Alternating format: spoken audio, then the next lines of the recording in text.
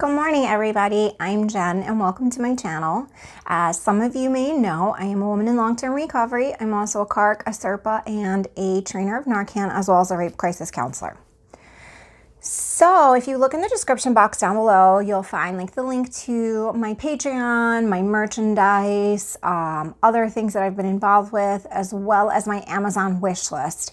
If you guys could get a chance to check that out, I'd really appreciate that. I have no food. And I've been getting a lot of requests for food lately, and I'm down to next to nothing. I have baby food, thank God, but that's about it. I have no big people food, if you will. So I've had a crazy week.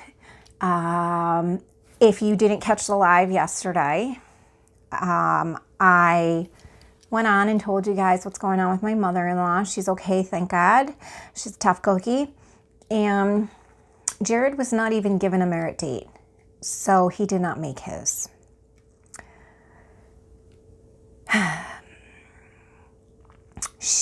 Merit dates are given at the discretion of the parole officer, and she just chose not to. So, yeah. I don't, yeah. I have no words, clearly. So, a lot of confusion has come up over the past couple of days. People asking where is Bella and why is Bella not with me and yada, yada, yada. And why, if my parents have her, is it so strenuous? So I thought I would give you guys a little bit of background about me. I grew up in an upper middle class family. I was led to believe we were dirt poor my entire life when it was actually the complete opposite. I didn't realize how wealthy we were until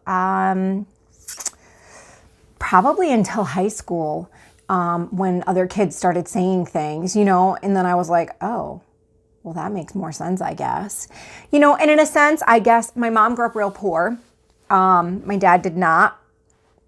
And I guess my mom it was awkward for her to be so wealthy coming from such a poor upbringing. And in a way, I kind of appreciate that a little bit because struggle doesn't kill me, clearly, because I'm still here. So, I know how to live off of pasta and, mashed potatoes. I'm okay with it. It doesn't kill me. I'm a pretty good cook, and I contributed to that type of upbringing. As I got older and stuff, and I realized things got a little bit different, but this is a very hard video for me because it's a very, very personal thing, and clearly the internet never goes away, and Bella will find this one day, and my job as her mom is to protect her always, whether it's at my expense or not, because I'm her mom, right? So, my mother she's my mother. She gave me life, and for that I'm eternally grateful. But as far as a human being, I would never associate with her. She's very narcissistic. She is a gaslighter through and through. She can never say, I'm sorry, I was wrong, you were right, I'm proud of you, I love you, good for you for changing. That doesn't exist. According to her, I'm still the low-life junkie piece of shit on the side of the road that she would never so much as bother with. She doesn't realize I'm out there killing it, but that's on her, that's her loss. The one main issue I have with that is my daughter's there. And I know what it was like growing up with her. And if CPS was a thing 40 years ago, I probably would have been removed. She only got physical occasionally. The physical part of it wasn't horrible by any means. Back then it was nothing to smack your kid on the ass or across the head or, whip out a belt even. It wasn't what it is these days. Not saying it was right, but it was more common, I guess. But emotionally and mentally, I can recall many a times my mattress being taken out of my room, 5 pairs of pants, 2 shirts, 5 pairs of panties. That's all you had to go to school with because, I failed a test or I had an attitude or I don't even know what, like just absurd. I've slept on the floor. I've been locked in the room, not been allowed to eat with my family. I don't even want to go into the details of it because I put that shit down a long time ago. Well, not even a long time ago, when I was in shock. And I have been a much happier, productive, capable person because of that. I'm not naive to the fact that I was definitely mistreated as a child, and my dad was at work constantly. So there's a lot of things that have gone on that he doesn't even know. And I don't even bring up to him because, well, what's it going to do? Piss us both off? And he sides with my mother because, well, it's his wife, and my mom is the type that she won't do his laundry or cook his dinner or, talk to him. I mean, like, straight up, she will not talk to him if he sides with me. My dad's a great man, but he is, so narcissistic people aren't only narcissistic with one person in their family, it's through and through. So he gets it too. He'll never admit it, but he gets it too, hands down. She says things to Bella that are inappropriate or, just nobody was there with me when I had Bella. It was her and I. And she has Bella convinced that she was there. What am I going to do? Argue with my 8-year-old?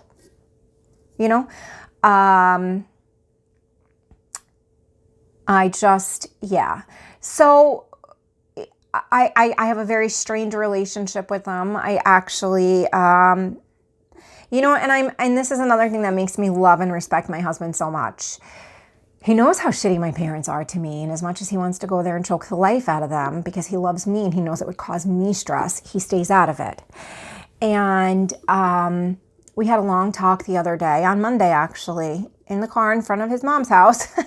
We had a long conversation, and he was like, baby, was like, you keep giving them the benefit of the doubt when they don't deserve it.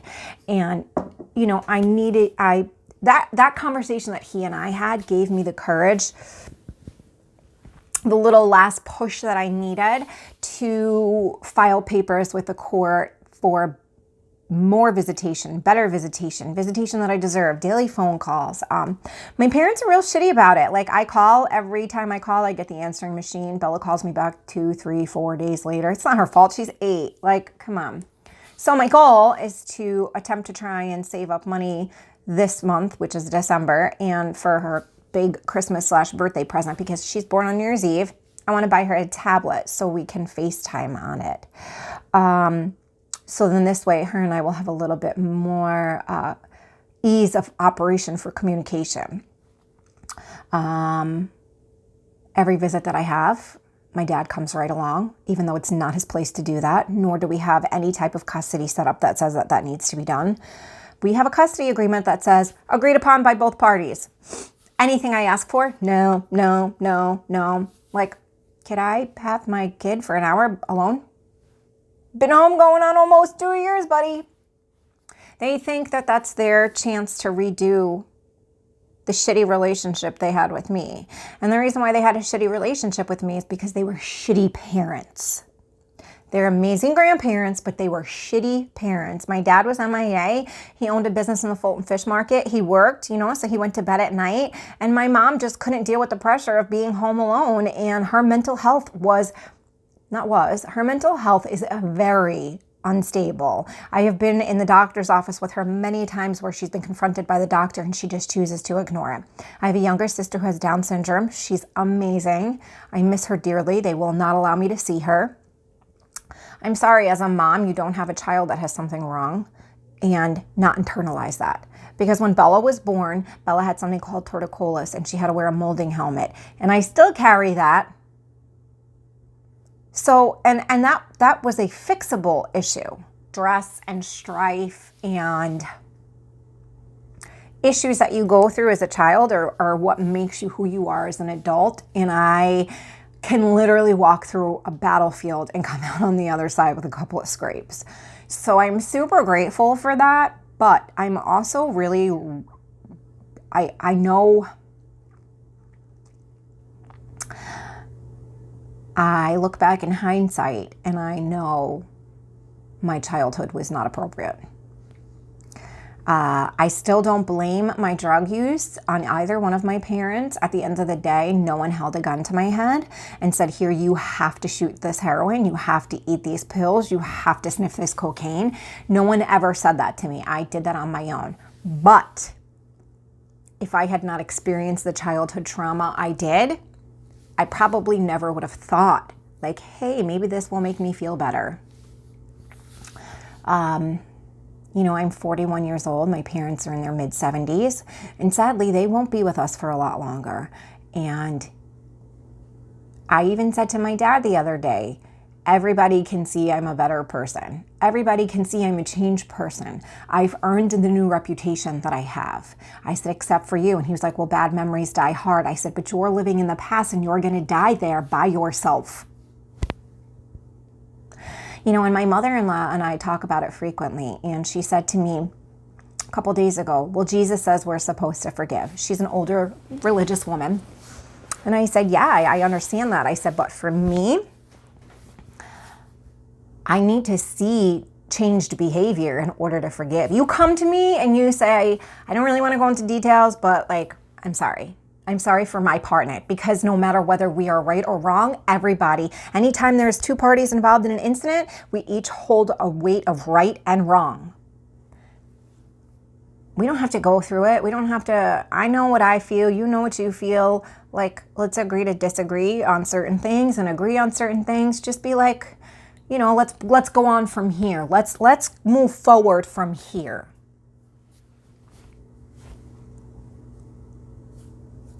You know, I mean, what's that saying that they have in the rooms and stuff? Like, change behavior is whatever. I don't even know how it goes. But like, if you show me, for me, actions speak louder than words. So for me, if this was my situation with my daughter and I saw she was sober for X amount of years, productive in her community, in her education, in her workload, in her life, in her marriage, in her everything. You know, if I saw she was killing it, that's actions, baby. Like, good for you. Like, go ahead. I applaud you. Like, I'm proud of you. Changing as an adult is one of the most difficult things we can probably do. But, you know, so I was born in Brooklyn. Maimonides Hospital. I grew up in Staten Island, New York. In December of 2005, I moved up to the lovely Delaware County. And I had been living in Long Island before I moved up here. I moved up here when I was 25. We had been coming up here my whole life. And my dad had gotten cancer and retired from the fish market and wanted to move up here. And I followed suit maybe 2 years later. And when I moved up here, I was addicted to painkillers. I actually had never seen heroin until I moved to Delaware County. I couldn't find any pills. So I met a guy. There's always a guy. Always. And him and his brother were into dope. And I was sick as a dog. I was sick as a dog. And he was like, I got something, but you're probably not going to want it. And I was like, oh, okay. And it turns out he only had something left in a needle. And after an hour of puking and shitting and feeling like I was dying, I finally was like, go ahead, let's get it. And then, you know, things just progressed, but that's for another video. My parents just, you know, I think they were embarrassed, but it gave my mother another thing to like be a martyr about. Oh, I have one daughter with Down syndrome, one daughter who's a drug addict, poor me. You know, and that's your typical narcissistic type of behavior and mentality. Yeah, she just, and I worry for Bella being there because I know how quickly situations turn. Right now, Bella is, you know, she's the bee's knees because, well, I mean, of course, because she is, because she's my baby. But, you know, right now my mom's cool with her, but I don't know what the day-to-day is like. And I just got her report card and she's not doing so hot. And as her mom, these should be things that my parents and I should be working towards together instead of me getting it in the mail from the school. And my parents still haven't mentioned it to me. You know, I say this often, Bella is still with my parents because it's for her benefit, because I did not know what was going to happen over this last year. I did not know if I could, God forbid, get violated and go back to prison. You know, and I did not live in the town that I live in now. I lived in a different town that was an hour away. So she would have had to relocate. So I'm trying to do everything that I'm trying my hardest to do is for Bella's best interest. But here we are. Yesterday when I spoke with parole, she pretty much told me, make sure your fees are paid, and I don't see why you're not going to get off parole. So she told me I would know before Christmas.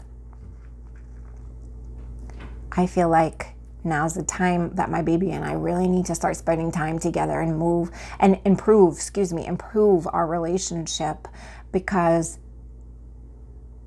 as soon as school is over, my baby's coming home. I don't care if I have to sell pictures of my feet to be able to afford to keep her. My baby's coming home. Yeah, so growing up with a narcissistic mom and I don't want to say absent father, because he was there every night. They're still married, you know, but he was vacant, I guess, maybe you can say.